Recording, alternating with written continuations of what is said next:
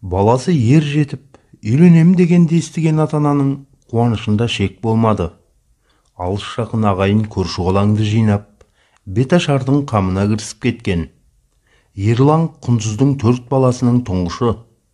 Отағасы Ерсайын мен өмірдің ащысы мен тұщысына көніп келе жатыр.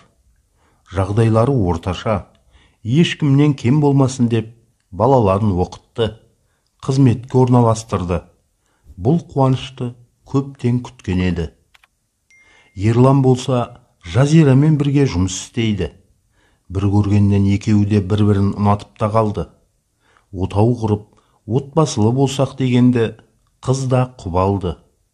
Уақытымен күнін келісіп, алып қашуға рұқсатын да берді. Ал баласының келін әкеле жатқанына қуанған Құндыз туыстары мен көршілерін жинап та үлгерген. Тойдың болғанынан болатысы қызық дегендей, шағын ғана ауыл адамдары тез арада мал сойып, бауырсақ пісіріп, дастарханды жайнатып, дайындықты бастап жіберген.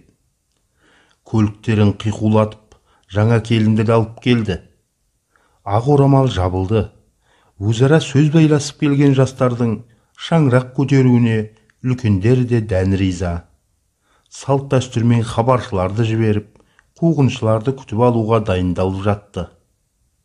Әттең аңқылдаған ата-ананың қуанышы су сепкендей басылатынын кім білсін. Суыт келген қыздың әке-шешесі ештеңеге қарамастан баса көктеп үйлеріне бет алды. Жаңа құдаларды бұлайша күтіп аламын деп ойламаған баланың туыстары сілейіп тұрып қалды. Әкесі қызының басындағы орамалын жұлып алып, қызын отырған жерінде бір тепті. Бетінен шапалақпен тартып жіберді.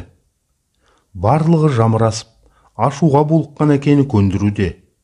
Аш суға тойып алған әке ештеңеге көнер емес. Сондағысы бәріңді сотқа беремін дегенді қайталай береді. Жаңа келінде үн жоқ. Әкесінің қаһарынан қорқса керек. Әкесінің қызында шаруасы жоқ. Көлікке қарай дедектетіп сүйрей жөнелді. Мұндай сұмдыққа тап боламын деген Құндыздың ұшықтаса түсіне кірмепті. Мына масқараны доғару үшін құдасының аяғына жығылды. Айналайын құдеке, ашуыңызды басыңыз. Екі жас бірін-бірі қалап келіп отыр. Мені елдің алдында масқара ете көрмеңіз. Құлыңыз болайын. Беташарға да дайындалып қойдық. Қазандағы етімде асулы дегені сол еді. Ашуға булыққан ол отта қайнап жатқан қазанды бір тепті. Жиналған жұрт аң-таң. Қайнап жатқан бір қазан ет ақтарылып, ошақтағы от сөніп қалды. Сонымен қарғанып сіленіп, жаңа құдалар кетті.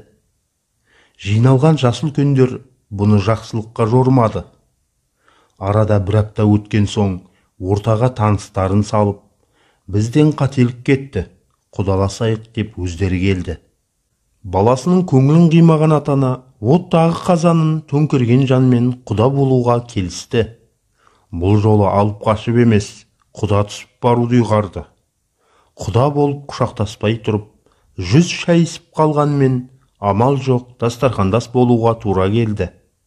Көңілі қалса да жаратқанға тапсырды. Арада бірнеше жыл өтті. Құдасының бұрынғы мансабы жоқ, жұмыстан шеттетілген. Бетін қақпай өсірген ұлы 3 рет үйленіп бақытты отбасы болып кете алмады. Одан бөлек заң алдында істі болғаны бар. Аурушаң болған әйелін күтуге тура келеді. Кешкі асты дайындауға кірісіп кетті. Әйтеуір қызының бағының ашылғанына іштей қуанады. Өкініші де жоқ емес. Қазанның астында жанған отқа көз алмай ойға шомды. Қазақта қазанның киі сұрады деген сөз бекер айтылмаған екен. Алайда ол тым кеш түсінген еді. Меруерт Амангелдіқызы.